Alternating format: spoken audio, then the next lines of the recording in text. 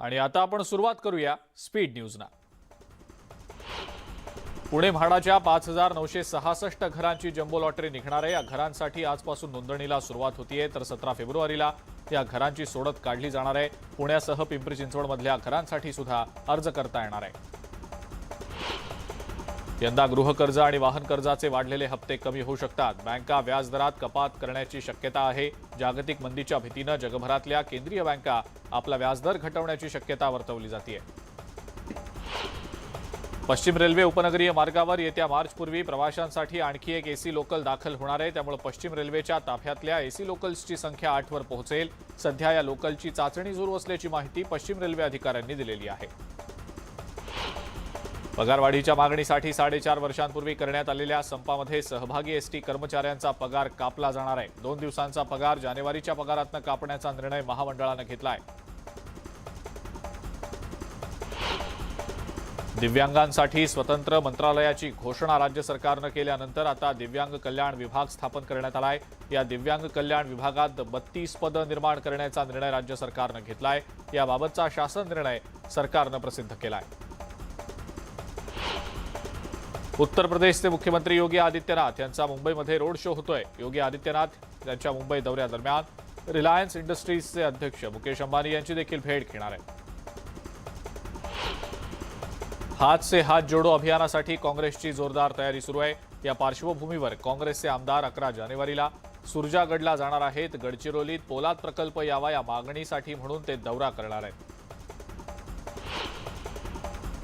राष्ट्रवादी काँग्रेसचे अध्यक्ष शरद पवार यांच्या उपस्थितीत पुणे जिल्ह्यातल्या राष्ट्रवादी काँग्रेसच्या नेत्यांची बैठक होतीये। यावेळेला पक्षातल्या कामांचा आढावा घेतला जाईल, तसंच पक्षाची पुढची रणनीती देखील ठरवली जाईल। ठाण्यामध्ये आज मनसे अध्यक्ष राज ठाकरे, अमित ठाकरे, शरद पोंक्षे एकाच व्यासपीठावर असतील। ठाण्यातील गडकरी रंगायतन इथं मनसेच्या माध्यमातून जयोस्तुते कार्यक्रमाचं आयोजन करण्यात आलेलं असून यातून सावरकरांच्या विचारांची देवाणघेवाण होणार आहे। आदित्य ठाकरेंनी पदाधिकाऱ्यांची बैठक बोलावलेली आहे। या बैठकीमध्ये सिनेट निवडणुकीबाबत चर्चा होणार आहे। सिनेट निवडणुकीसाठी कार्यकर्त्यांना ऍक्टिव्ह मोडवर आणण्यासाठी बैठकीचं आयोजन करण्यात आल्याचं समजतंय। राष्ट्रवादी काँग्रेसचे नेते जितेंद्र आव्हाड यांनी नेरूळमधल्या एका कार्यक्रमादरम्यान बोलताना मुख्यमंत्र्यांवर जोरदार टीका केली आहे। मुख्यमंत्री म्हणजे व्हॉइस रॉय ऑफ महाराष्ट्र आहेत, ते कधी काय बोलतील आणि करतील ते सांगता येत नाही, अशी टीका आव्हाडांनी केली आहे। मुंबई महानगरपालिका प्रभाग रचनेच्या विरोधात ठाकरे पक्षाकडून याचिका दाखल करण्यात आलेली होती। या याचिकेवर आज मुंबई उच्च न्यायालयात सुनावणी होणार आहे।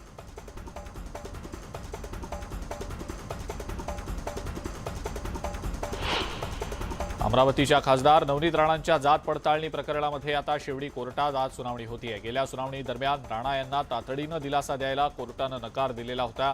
त्यामुळे आजच्या सुनावणीमध्ये कोर्ट नेमका काय निर्णय देतं याकडे सर्वांचं लक्ष लागलंय।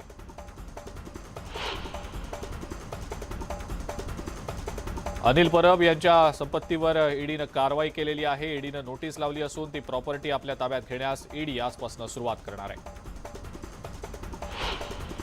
एकनाथ खडसे यांच्यावर असलेल्या कथित गौण खनिज घोटाळ्याच्या जमिनीची मोजणी सुरू करण्यात आलेली आहे। मुक्ताईनगरचे आमदार चंद्रकांत पाटील यांनी हा मुद्दा विधानसभेत उपस्थित केला होता। धनंजय मुंडे यांची प्रकृती सध्या स्थिर असल्याचं समजतंय। विरोधी पक्षनेते अजित पवार आणि खासदार सुनील तटकरे यांनी ब्रिज कँडी रुग्णालयात जात त्यांच्या तब्येतीची चौकशी केली होती। शरद पवार, मुख्यमंत्री एकनाथ शिंदे आणि सुप्रिया सुळे यांनी देखील फोन करून त्यांच्या प्रकृतीची चौकशी केली। अमरावतीमध्ये आजपासून सर्वपक्षीय पदाधिकारी उपोषण करणार आहेत। अपक्ष आमदार देवेंद्र भुयार यांच्या नार्को टेस्टच्या मागणीसाठी हे उपोषण केलं जाणार आहे। गोंदिया रेल्वे स्थानकावर प्रवासी वाहतूक करणाऱ्या रेल्वे गाड्यांचं वेळापत्रक बिघडलेलं आहे। सगळ्याच गाड्या उशिराने धावत आहेत, तर मालगाड्यांना प्राधान्य दिलं जात आहे। त्यामुळे प्रवाशांनी चक्क रेल्वे रुळावर उतरून रेल्वे प्रशासनाच्या विरोधात घोषणाबाजी केली आहे।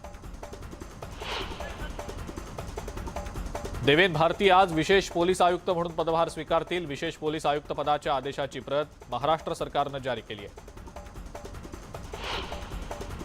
कोल्हापूरमधल्या पन्हाळगडाला गतवैभव प्राप्त होणार आहे। या संदर्भात उपमुख्यमंत्री देवेंद्र फडणवीस यांनी आराखडा सादर करण्याचे आदेश दिले असून केंद्रीय पुरातत्व विभाग आणि राज्य सरकार दरम्यान लवकरच सामंजस्य करार केला जाणार आहे। यामध्ये पडझड झालेल्या ऐतिहासिक वास्तूंची पुन्हा उभारणी केली जाईल।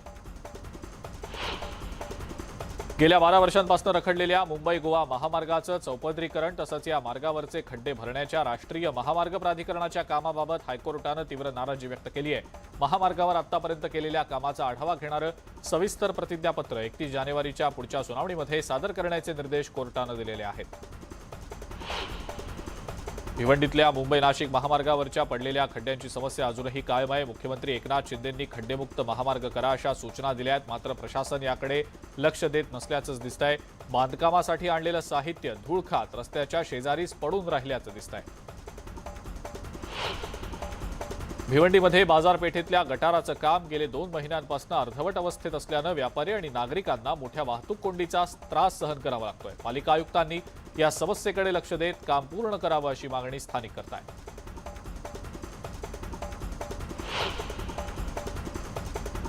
या दरम्यान एक ब्रेकिंग न्यूज आपण बघणार आहोत, ती म्हणजे ज्योतिबा मंदिर विकासाला आता चालना मिळणार आहे. कोल्हापुरातल्या श्री क्षेत्र ज्योतिबासह 28 गावांसाठी नवीन प्राधिकरण होणार असल्याचं समजतंय. उपमुख्यमंत्री देवेंद्र फडणवीस आणि आमदार विनय कोरे यांच्यामध्ये झालेल्या बैठकीमध्ये हा निर्णय घेतला गेल्याचं समजतंय. नवीन प्राधिकरणाचा प्रस्ताव 25 जानेवारीपर्यंत देण्याच्या उपमुख्यमंत्र्यांनी सूचना केलेल्या आहेत.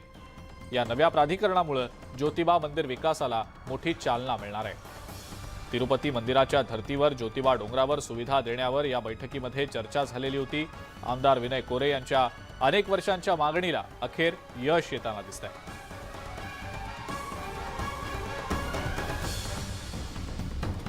या संदर्भातला प्रस्ताव 25 जानेवारीपर्यंत पाठवला जाणार असल्याचं समजतंय. आमदार विनय कोरे गेले काही वर्ष सातत्यानं ही मागणी लावून धरत होते. त्यांच्या या पाठपुराव्याला आता यश आलंय असंच म्हणावं लागेल. ज्योतिबा मंदिर विकासाला आता चालना मिळणार आहे. ज्योतिबासह 28 गावांसाठी नवीन प्राधिकरण आता स्थापन केलं जाणार आहे. उपमुख्यमंत्री देवेंद्र फडणवीस यांच्या सोबत झालेल्या एका बैठकीमध्ये हा अतिशय महत्त्वाचा मोठा निर्णय घेतला गेलेला आहे. प्राधिकरणाचा जो प्रस्ताव आहे तो मुख्यमंत्र्यांना पाठवला जाणार आहे. 25 जानेवारीपर्यंत हा प्रस्ताव मुख्यमंत्र्यांकडे पाठवला जाईल. आणि याच संदर्भात आपण प्रतिक्रिया जाणून घेणार आहोत. आमदार विनय कोरे स्वतः आपल्या सोबत आहेत सध्या फोन लाईनवरनं. विनयजी, आपलं स्वागत न्यूज 18 लोकमतमध्ये. सातत्यानं आपण या मागणीच्या अनुषंगानं पाठपुरावा करत होतात. अखेर आपली ही मागणी पूर्ण झालेली आहे. आपली पहिली प्रतिक्रिया. अतिशय मोठा आणि चांगला निर्णय झाला, कारण ज्योतिबा हे महाराष्ट्र, कर्नाटक आणि आंध्र या तिन्ही राज्यातलं अतिशय मोठ्या संख्येनं लोकांचं कुलदैवत आहे. हो. आणि हे विकासापासून थोडस मागे राहिलं होतं. तर त्या दृष्टीनं आता जो निर्णय होतोय तो अतिशय, ज्याला एकात्मिक विकास आपण म्हणू शकतो, कारण तो फक्त मंदिर परिसराचा विकास नाहीये. जवळजवळ तो संपूर्ण डोंगर, मला वाटतं 30-40 एकर पेक्षा जास्त तो एरिया असेल. आणि 26-27 जी गावं आहेत त्या डोंगरात वसलेली, त्यांच्यासह हे सगळं विकासाचा निर्णय काल झाला. आणि त्यात प्रामुख्याने येणाऱ्या सगळ्या, म्हणजे वनजमिनी असतील, मुलकीपण असतील, वर्ग 2च्या जमिनी असतील, देवस्थानच्या जमिनी असतील, त्या सगळ्यांच्या सह ते देवस्थान विकसित करायचा निर्णय काल झालेला आहे. त्या परिसरात 12 ज्योतिर्लिंग आहेत. तर त्या 12 ज्योतिर्लिंगांचाही विकास करायचा आहे. 8 तीर्थ आहेत, 8 भैरव आहेत. त्या सगळ्या गोष्टींचा एकात्मिक म्हटल्याप्रमाणे विकासाचा निर्णय झालाय. 25 तारखेपर्यंत प्राधिकरणाचा प्रस्ताव महाराष्ट्र सरकारकडे येईल. फेब्रुवारी किंवा मार्चच्या पहिल्या आठवड्यात प्राधिकरणाला कॅबिनेटची मंजुरी मिळेल. आणि मधल्या काळामध्ये या एकात्मिक विकासाचं प्रारूप कसं असेल यासाठी काल 50 लाख रुपये आर्किटेक्चरसाठी मंजूर झालेले आहेत. त्यातून आपण राष्ट्रीय पातळीवरचे चांगले आर्किटेक्ट नेमून त्याचं प्रारूप कॅबिनेट निर्णय होईपर्यंत आपण तयार करणार आहोत. विनयजी, खूप खूप धन्यवाद. आपण न्यूज 18 लोकमतशी बोललात आणि या महत्त्वाच्या बातमी संदर्भात आपली प्रतिक्रिया दिलीत त्याबद्दल.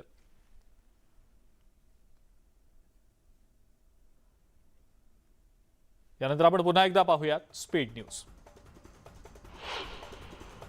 सायरस मिस्त्री दुर्घटना प्रकरणी पालघर पोलिसांनी आरोपपत्र दाखल केलेलं आहे. डॉक्टर अनाहिता पंडोले यांच्या विरोधात 150 पानांचं आरोपपत्र दाखल करण्यात आलं असून यात त्यांनी कार अधिक वेगानं चालवल्यानं हा अपघात झाल्याचा उल्लेख करण्यात आलेला आहे. जुन्नर तालुक्यातल्या नारायणगावमध्ये रील स्टारच ड्रग माफिया बनल्याचं समोर आलंय. पोलिसांनी कारवाई करत रील स्टार मंजर बशीर खान याला ताब्यात घेतलंय. त्याच्याकडनं 5 ग्रॅम वजनाचे 40,000 रुपये किमतीचं मेफेड्रॉन, तसंच एक कार जप्त केलेली आहे. बेळगावच्या काटाकोला गावामध्ये देवदर्शनासाठी निघालेल्या भाविकांवर काळानं घाला घातलाय. भरधाव वाहन झाडावर आदळून झालेल्या अपघातात 6 जणांचा मृत्यू झालाय तर 16 जण जखमी झाले. दरम्यान मृतांच्या नातेवाईकांना प्रत्येकी 5 लाखांची मदत कर्नाटक सरकारनं जाहीर केली आहे. तळेगाव दाभाडे इथल्या दुर्गामाता मंदिरामध्ये पहाटे 3:30च्या दरम्यान चोरी झाली आहे. 5 चोरट्यांनी मंदिरात प्रवेश करत दानपेटी फोडून त्यातील रोकड लंपास केली आहे. ही घटना सीसीटीव्हीमध्ये टिपली गेली असून पोलीस सध्या चोरट्यांचा शोध घेत आहेत. भिवंडी शहरातील गुन्हेगारी रोखण्यासाठी पोलीस उपायुक्तांनी धडक कारवाई सुरू केली आहे. भोईवाडा पोलीस ठाण्याच्या हद्दीतल्या 3 गुन्हेगारांना मुंबई, मुंबई उपनगर, नवी मुंबई, रायगड या जिल्ह्यांमधनं 2 वर्षांसाठी हद्दपार करण्यात आलंय. उस्मानाबादमध्ये यंदाच्या खरीप हंगामातील भरपाई देताना विमा कंपनीनं असंख्य त्रुटी निर्माण केल्याच्या तक्रारी समोर येत आहेत. त्यानंतर जिल्हाधिकारी सचिन ओंबासे यांनी विमा कंपनीला तिसऱ्यांदा अल्टिमेटम देत 7 दिवसात कागदपत्र जमा करण्यास सांगितलेलं आहे. आंबेगाव तालुक्यातल्या चिंचोडी लांडेवाडी येथील नवखंडाळा मळा इथं पाळीव जनावरांच्या गोठ्यात बिबट्याचा मुक्त संचार सीसीटीव्हीमध्ये टिपला गेलेला आहे. गावात बिबट्याचा वावर वाढल्यानं नागरिकांमध्ये सध्या दहशतीचं वातावरण आहे. वन विभागानं तत्काळ या बिबट्याला जेरबंद करावं अशी मागणी ग्रामस्थ करतायत. जळगावमधल्या चांदीच्या दरामध्ये आता प्रतिकिलो 800 रुपयांची घसरण झालेली आहे. चांदीच्या महिन्याभरात 6,000 रुपयांची वाढ झाल्यामुळे गुंतवणूकदारांना काहीसा फायदा होईल असं बोललं जात होतं. मात्र दुसऱ्याच दिवशी चांदीच्या दरांमध्ये मोठी घसरण दिसतेय. साताऱ्यातील मांढर देवीची यात्रा उद्यापासून सुरू होतीये. 3 दिवस चालणाऱ्या या यात्रेसाठी प्रशासनाकडून आता निर्बंध लागू करण्यात आलेले आहेत. हे निर्बंध याच कालावधीत होणाऱ्या पुणे जिल्ह्यातल्या भोर तालुक्यातल्या कांजळे इथल्या काळूबाई देवीच्या यात्रेला सुद्धा लागू असतील. मुरबाड तालुक्यातील खांबलिंगेश्वर म्हसोबाची यात्रा उद्यापासून सुरू होतीये. कोरोना काळानंतर पहिल्यांदाच ही यात्रा होतीये. या यात्रेसाठी जय्यत तयारी करण्यात येतेय. लहान मुलांचे पाळणे, खेळणी, मिठाई, प्रसादाच्या दुकानांमुळे इथला परिसर गजबजलेला आहे. भिवंडीमध्ये पोलीस दलाच्या स्थापना दिनाच्या निमित्तानं रायझिंग डे सप्ताह साजरा करण्यात आला. यावेळेला धामणकर नाका इथं पोलीस बँड पथकाकडून सादरीकरण करण्यात आलं.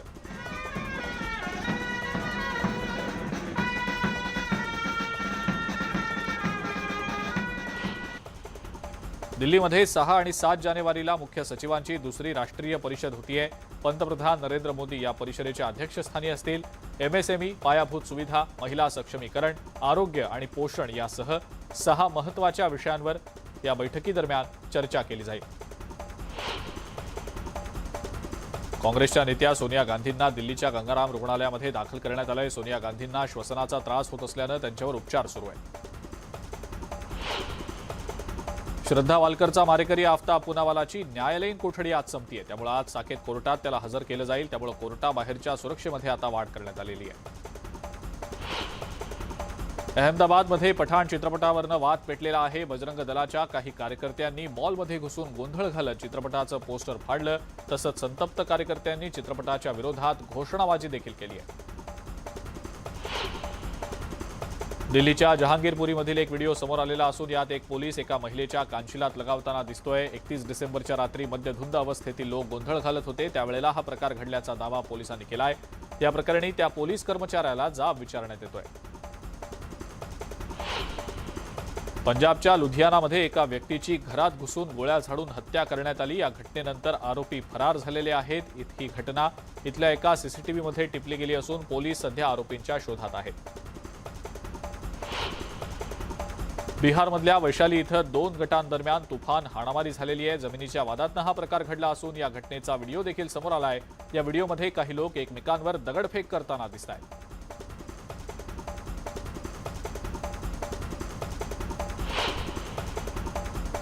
मध्य प्रदेशच्या मालवामध्ये 3 चोरट्यांनी एक मोटरसायकल चोरण्याचा प्रयत्न केला. यावेळेला तिथं आलेल्या एका व्यक्तीनं चोरीचा हा प्रकार पाहिला आणि एका चोरट्याला पकडलं.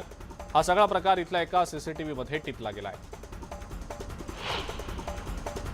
दाट धुक्यामुळे अनेक ठिकाणी रस्ते तसंच रेल्वे वाहतुकीचा खोळंबा होत असल्याचं दिसतंय. धुक्यामुळे देशभरातील 250हून अधिक रेल्वे गाड्या रद्द करण्यात आलेल्या आहेत तर 20 रेल्वे गाड्यांच्या वेळेमध्ये बदल करण्यात आलेले आहेत.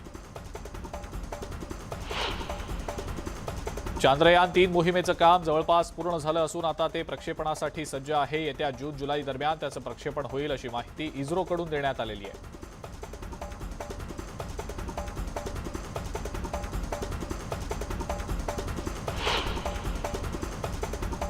स्पीड न्यूजमध्ये वेळ झाली एका ब्रेकची. बघत रहा न्यूज 18 लोकमत.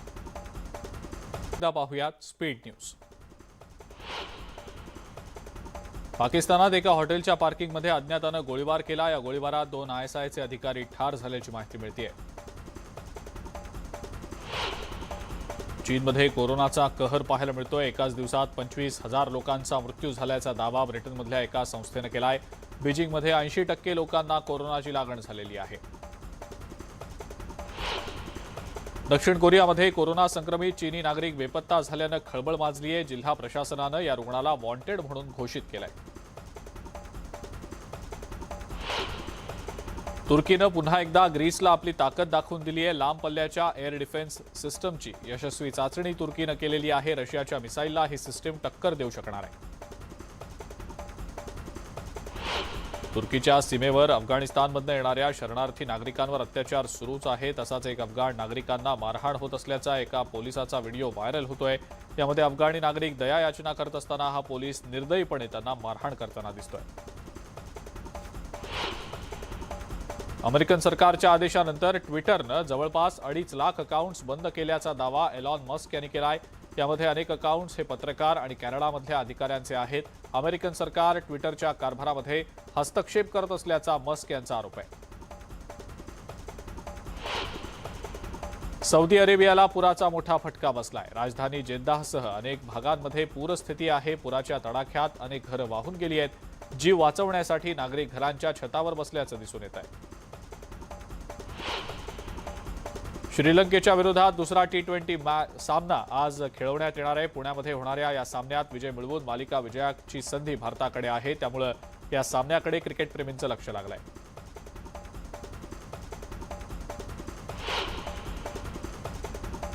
आणि या सगळ्या महत्त्वाच्या घडामोडींसोबतच स्पीड न्यूजमध्ये वेळ झाली आहे इथंच थांबण्याची. ताज्या बातम्या आणि अपडेटसाठी बघत राहा फक्त न्यूज 18 लोकमत.